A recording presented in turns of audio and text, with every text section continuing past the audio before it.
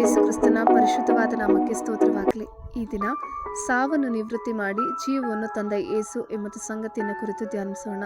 ತಿಮೋತಿಯನಿಗೆ ಬರೆದ 2ನೇ ಪತ್ರಿಕೆ 1ನೇ ಅಧ್ಯಾಯ 9ರಿಂದ 11ನೇ ವಾಕ್ಯ. ಆತನು ನಮ್ಮಲ್ಲಿ ಸುಕೃತ್ಯಗಳನ್ನು ನೋಡಿದ್ದರಿಂದಲ್ಲ, ತನ್ನ ಸಂಕಲ್ಪವನ್ನು ಅನುಸರಿಸಿ ಕೃಪೆಯಿಂದಲೇ ನಮ್ಮನ್ನು ರಕ್ಷಿಸಿ ಪರಿಶುದ್ಧರಾಗುವುದಕ್ಕೆ ಕರೆದನು. ಆತನು ಅನಾದಿ ಕಾಲದಲ್ಲಿ ಆ ಕೃಪೆಯನ್ನು ಕ್ರಿಸ್ತ ಯೇಸುವಿನಲ್ಲಿ ನಮಗೆ ಅನುಗ್ರಹಿಸಿ ಈಗ ನಮ್ಮ ರಕ್ಷಕನಾದ ಕ್ರಿಸ್ತ ಯೇಸುವಿನ ಪ್ರತ್ಯಕ್ಷತೆಯ ಮೂಲಕ ಅದನ್ನು ಪ್ರಕಾಶಪಡಿಸಿದ್ದಾನೆ. ಈತನು ಮರಣವನ್ನು ನಿವೃತ್ತಿ ಮಾಡಿ ಸುವಾರ್ತೆಯ ಮೂಲಕ ಜೀವವನ್ನು ನಿರ್ಲಯತ್ವವನ್ನು ಪ್ರಕಾಶಗೊಳಿಸಿದನು. ಆ ಸುವಾರ್ಥ ಅಭಿವೃದ್ಧಿಗೋಸ್ಕರ ನಾನು ಸಾರುವವನಾಗಿಯೂ ಅಪೋಸ್ತಲನಾಗಿಯೂ ಉಪದೇಶಕನಾಗಿಯೂ ನೇಮಿಸಲ್ಪಟ್ಟೆನು. ಆಮೆನ್. ನಮ್ಮ ಆರಂಭಿಕ ವಾಕ್ಯದಲ್ಲಿ ಯೇಸು ಕ್ರಿಸ್ತನ ಪುನರುತ್ಥಾನವನ್ನು ವಿವರಿಸುತ್ತದೆ.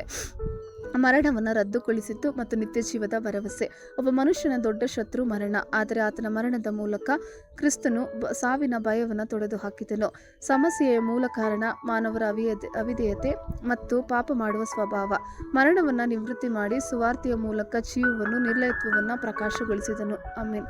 ಬಹಿರಂಗವಾಯಿತು ಎಂಬುದಕ್ಕೆ ಗ್ರೀಕ್ ಪದವು ಫನೆರೋತಿಸನ್ ಎಂದರೆ ಬಹಿರಂಗಪಡಿಸುವುದು, ವಿವರಿಸುವುದು, ಪ್ರಕಟಿಸುವುದು ಅಥವಾ ಕಾಣಿಸುವಂತೆ ಮಾಡುವುದಾಗಿದೆ. ಫೋಂಟಿಸ್ಯಾಂಟೋಸ್ ಎಂದರೆ ಬೆಳಕಿಗೆ ಮರಳಿ ತರಲಾಗಿದೆ ಅಥವಾ ಜೀವವನ್ನು ತಂದರು ಎಂದರ್ಥ. ಆಳಕ್ಕೆ ಹೋಗೋಣ. ಯೇಸು ಕ್ರಿಸ್ತನ ಪುನರುತ್ಥಾನವು ಆತನು ನಂಬುವ ಎಲ್ಲರಿಗೂ ನಿತ್ಯ ಜೀವವನ್ನು ಹೇಗೆ ಸಾಧ್ಯವಾಗಿಸಿತು ಎಂಬುದನ್ನು ವಾಕ್ಯವು ವಿವರಿಸುತ್ತದೆ. ವಾಕ್ಯವು ಕ್ರಿಸ್ತನ ಬೋಧನೆಗಳಿಗಾಗಿ ನಿಜವಾಗಿ ಉಳಿಯುವ ಮತ್ತು ಸುಳ್ಳು ಬೋಧಕರನ್ನು ತಪ್ಪಿಸುವ ಪ್ರಾಮುಖ್ಯತೆಯನ್ನು ಒತ್ತಿ ಹೇಳುತ್ತದೆ. ಪೌಲನು ತಿಮೋತಿಯನನ್ನು ಪ್ರೋತ್ಸಾಹಿಸಲು ಈ ಪತ್ರಿಕೆಯನ್ನು ಬರೆದನು ಮತ್ತು ನಂಬಿಗಸ್ತರಾಗಿ ಉಳಿಯುವುದು ಹೇಗೆ ಎಂಬುದರ ಕುರಿತು ಮಾರ್ಗದರ್ಶನವನ್ನು ನೀಡುತ್ತಾನೆ. ಹಲ್ಲೆಲೂಯಾ. ದೃಢವಾಗಿ ನಿಲ್ಲುವುದರ ಕುರಿತು ಪೌಲನ ಮತ್ತಷ್ಟು ವಿವರಣೆ. ದೇವರ ಆತ್ಮನು ವಿಶ್ವಾಸಿಗಳಿಗೆ ಆತ್ಮಿಕ ಶಕ್ತಿಯನ್ನು ನೀಡುತ್ತಾನೆ ಎಂದು ಪೌಲನು ತಿಮೋತಿಯನಿಗೆ ನೆನಪಿಸುತ್ತಾನೆ. ಪೌಲನು ತಿಮೋತಿಯನಿಗೆ ಧೈರ್ಯಶಾಲಿಯಾಗಿರಲು ಮತ್ತು ಅವನ ನಂಬಿಕೆಗಾಗಿ ನಿಲ್ಲುವಂತೆ ಪ್ರೋತ್ಸಾಹಿಸುತ್ತಾನೆ. ಎಚ್ಚರಿಕೆ: ಕಷ್ಟಗಳ ನಡುವೆಯೂ ಸಹ ಸುಳ್ಳು ಬೋಧಕರ ಅಪಾಯಗಳು ಮತ್ತು ಅವರನ್ನು ಗುರುತಿಸುವ ಮತ್ತು ತಪ್ಪಿಸುವ ಪ್ರಾಮುಖ್ಯತೆಯ ಬಗ್ಗೆ ಪೌಲನು ತಿಮೋತಿಯನಿಗೆ ಎಚ್ಚರಿಕೆ ನೀಡುತ್ತಾನೆ. ಪೌಲನು ತಿಮೋತಿಯನಿಗೆ ನಂಬಿಕೆಯಲ್ಲಿ ಅವನ ಹಿನ್ನೆಲೆ ಮತ್ತು ಹೇಗೆ ನಂಬಿಗಸ್ತನಾಗಿ ಉಳಿಯಬೇಕೆಂದು ಅವನಿಗೆ ಧೈರ್ಯವನ್ನು ನೀಡಬೇಕು ಎಂಬುದನ್ನು ನೆನಪಿಸುತ್ತಾನೆ.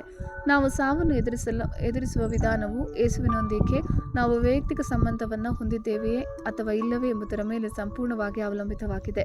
ಅವರು ಮರಣವನ್ನು ಸ್ವತಃ ರದ್ದುಗೊಳಿಸಬಹುದು. ಪೌಲನು ತಿಮೋತಿಯನಿಗೆ ಬರೆದನು, ನಮ್ಮ ರಕ್ಷಕನು ಆತನು ಅನಾದಿ ಕಾಲದಲ್ಲಿ ಆ ಕೃಪೆಯನ್ನು ಕ್ರಿಸ್ತ ಯೇಸುವಿನಲ್ಲಿ ನಮಗೆ ಅನುಗ್ರಹಿಸಿ ಈಗ ನಮ್ಮ ರಕ್ಷಕನಾದ ಕ್ರಿಸ್ತ ಯೇಸುವಿನ ಪ್ರತ್ಯಕ್ಷತೆಯ ಮೂಲಕ ಅದನ್ನು ಪ್ರಕಾಶಪಡಿಸಿದ್ದಾನೆ. ಈತನು ಮರಣವನ್ನು ನಿವೃತ್ತಿ ಮಾಡಿ ಸುವಾರ್ತೆಯ ಮೂಲಕ ಜೀವವನ್ನು ನಿರ್ಲಯತ್ವವನ್ನು ಪ್ರಕಾಶಗೊಳಿಸಿದನು. ಆಮೆನ್. ಹಲ್ಲೆಲೂಯಾ. ಆದರೆ ಈಗ ನಮ್ಮ ರಕ್ಷಕನಾದ ಯೇಸು ಕ್ರಿಸ್ತನ ಪ್ರತ್ಯಕ್ಷದಿಂದ ಬಹಿರಂಗಗೊಂಡಿದೆ. ಯೇಸುವಿನ ಪ್ರತ್ಯಕ್ಷತೆಯು ದೇವರ ಉದ್ದೇಶ ಮತ್ತು ಕೃಪೆಯನ್ನು ಬಹಿರಂಗಪಡಿಸಿತು. ಯೇಸು ದೇವರ ಶಾಶ್ವತ ಯೋಜನೆಯನ್ನು ಪೂರೈಸಿದನು. ದೇವರ ಯೋಜನೆ ಏನೆಂಬುದನ್ನು ಯೇಸು ನಿಜವಾಗಿಯೂ ನಮಗೆ ತೋರಿಸುತ್ತಾನೆ. ಅದಕ್ಕಾಗಿಯೇ ನಾವು ಎಂದಿಗೂ ಯೇಸುವನ್ನು ಹೆಚ್ಚು ತಿಳಿದುಕೊಳ್ಳಲು ಸಾಧ್ಯವಿಲ್ಲ. ಯಾರು ಮರಣವನ್ನು ನಿವೃತ್ತಿ ಮಾಡಿದರೋ ಯೇಸುವಿನ ಪ್ರತ್ಯಕ್ಷತೆಯ ಕಾರಣ ಮರಣವು ಇನ್ನು ಮುಂದೆ ಮರಣವಲ್ಲ. ವಿಶ್ವಾಸಿಗಳಿಗೆ ಸಂಬಂಧಿಸಿದಂತೆ ಇದನ್ನು ನಿದ್ರೆ ಎಂದು ಕರೆಯಲಾಗುತ್ತದೆ, ಯಾಕೆಂದರೆ ನಾವು ಪ್ರಜ್ಞಾಹೀನರಾಗಿದ್ದೇವೆ, ಆದರೆ ಅದು ಆಹ್ಲಾದಕರ ಮತ್ತು ಶಾಂತಿಯುತವಾಗಿದೆ. ಸಾವು ಕ್ರೈಸ್ತರಿಂದ ಏನನ್ನೂ ತೆಗೆದುಕೊಳ್ಳುವುದಿಲ್ಲ, ಇದು ಅವರನ್ನು ಕೀರ್ತಿಗೆ ತರುತ್ತದೆ.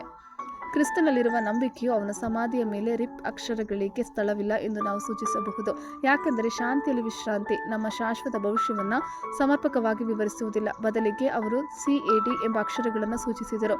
ಇದು ಕ್ರಿಸ್ತನು ಮರಣವನ್ನು ನಿವೃತ್ತಿ ಮಾಡಿದನು, ಕ್ರೈಸ್ಟ್ ಅಬಾಲಿಸ್ಡ್ ಡೆತ್ ಎಂದು ಸೂಚಿಸುತ್ತದೆ. ಆಮೆನ್. ನೀತಿವಂತರಿಗೆ ದೊರಕುವ ಜಯಮಾಲೆ. 2 ತಿಮೋತಿಯ 4ನೇ ಅಧ್ಯಾಯ 7ರಿಂದ 8ನೇ ವಾಕ್ಯ. ಶ್ರೇಷ್ಠ ಹೋರಾಟವನ್ನು ಮಾಡಿದ್ದೇನೆ, ನನ್ನ ಓಟವನ್ನು ಕಡೆಗಾಣಿಸಿದ್ದೇನೆ, ಕ್ರಿಸ್ತ ನಂಬಿಕೆಯನ್ನು ಕಾಪಾಡಿಕೊಂಡಿದ್ದೇನೆ. ನೀತಿವಂತರಿಗೆ ದೊರಕುವ ಜಯಮಾಲೆಯು ಮುಂದೆ ನನಗೆ ಸಿದ್ಧವಾಗಿದೆ.